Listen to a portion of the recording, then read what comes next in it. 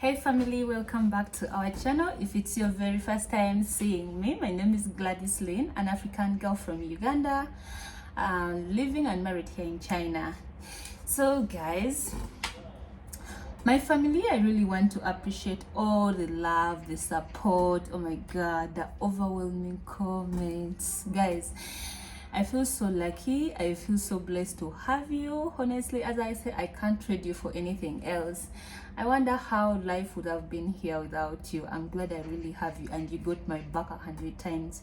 Just know I read all the comments and I'm still reading the comments. So if I haven't replied, maybe there is something you wrote down that I haven't said back to you, just know I'm still reading them. Honestly, they have been so helpful, reaching out to me, opening up to me, sharing with me. It was so amazing. Honestly, you made me stronger. Because of you, I'm here standing happy and ready to move on, ready to make this a home, ready to make China a home. As you know, most of you have been telling me, Gladys, look for Rose, look for Rose.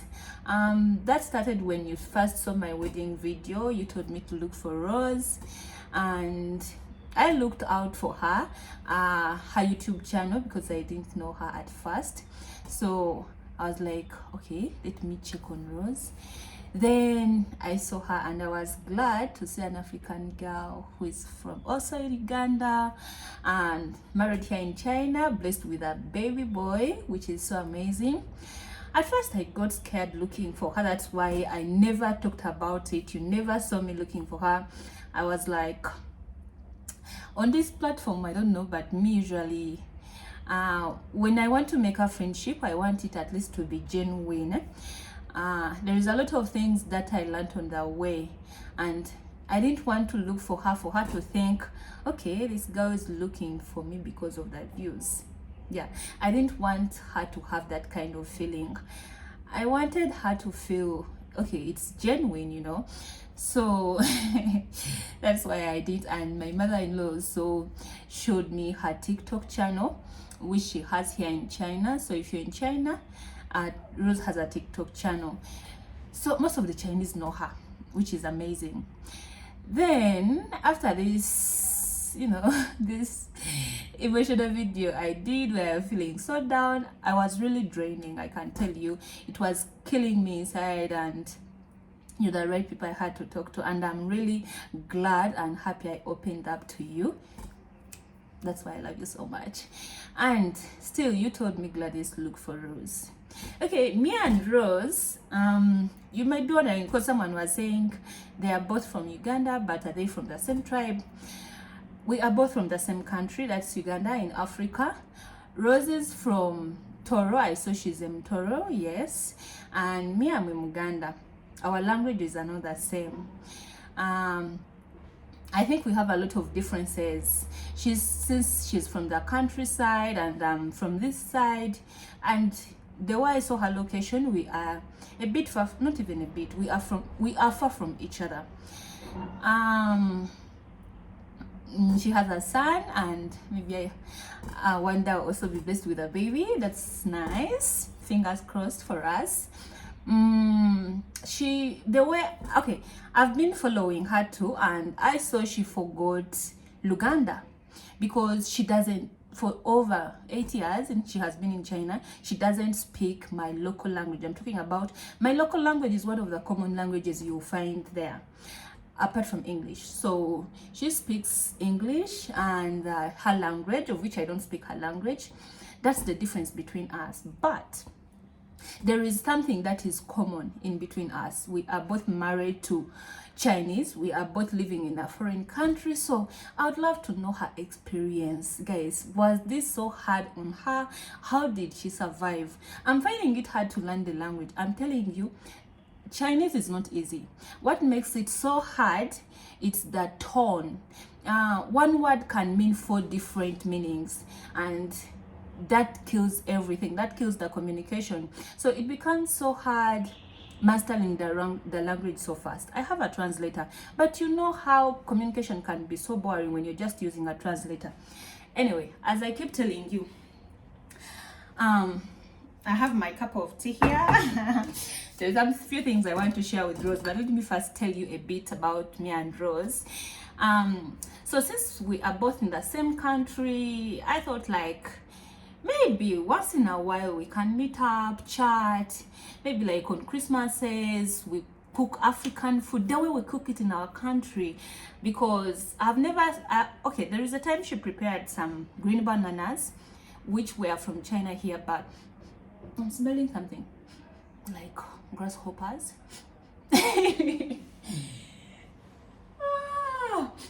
Guys, I don't know, but anyway, I've never seen her preparing African food on her channel. I don't know if she really do miss Africa, but since she's from home right now, I think she's feeling so good. But I want to know, those past years, how was life here?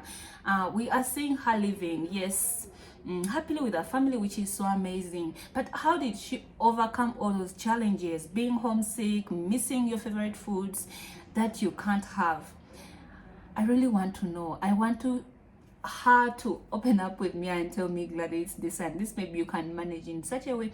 I'm trying, and I feel like yes, what we are doing apparently is better than staying at home. Before I was living inside, I feel like I'm in prison, yet I can go out. I feel like this is not my country, this is not home. But after talking to you, I felt like, okay, now I can move freely, so I can take myself to the hospital. Maybe like there are things that I'll get used to, but before I get used to them, there are things that I think we need to catch up with Rose. Knowing you have a sister in a foreign country, it's always amazing, right? Okay, it's like being in Uganda and maybe you're troubled somewhere, you don't have someone to run to immediately in that country. But I think if we connect and link up, yeah, I can run to her, maybe she can run to me. You never know. But having a sister in a foreign country, it's really amazing. We can link up once in a while, once in a year, because it will need me to catch a flight to go to her, or maybe a train. We can be communicating. That's what I really think. Let me not make that talk so long, but let me first tell you, Rose, something. When I first came to China, I'm telling you a bit of my life that has been, because I know you're not going to, I don't know if you watch this video, but if you do, you will know a bit of what I've been going through. The first time I came in China, the first thing I craved for was morning tea. You know how we do it in Uganda? We have sugar, ginger, and tea leaves. Then with our black tea, it's the common one, yes. We have African tea, that's the milk, but we usually do black tea. Here it was so hard. As you know, Chinese don't take this kind of tea leaves. Rather we call them tea leaves, but these are not the actual tea leaves. These are already processed.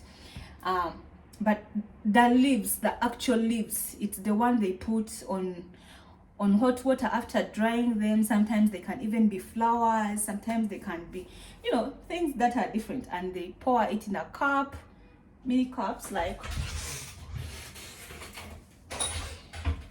these are the Chinese cups. So I had to order cups. These are the Chinese cups, so they have to put like pour maybe like even small of it and you drink. That's not how we do it in my country. So I used to I first missed tea. I was like, I'm thirsty. There is that thirst I was feeling.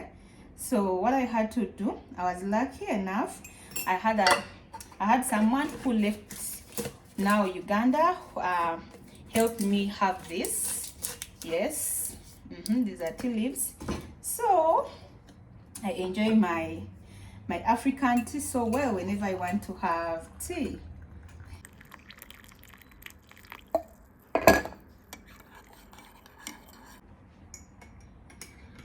So whenever I have tea, this is a go for me. At least I solved this problem. And problem came, I craved matoke, and they were nowhere to be found, trust me. And then luckily enough, I saw one of your videos where you prepared some matoke, the green bananas, but I knew they wouldn't taste like the ones we have at home. Guys, I'm smelling something and it smells so yummy.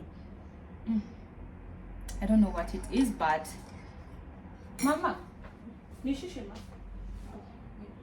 well,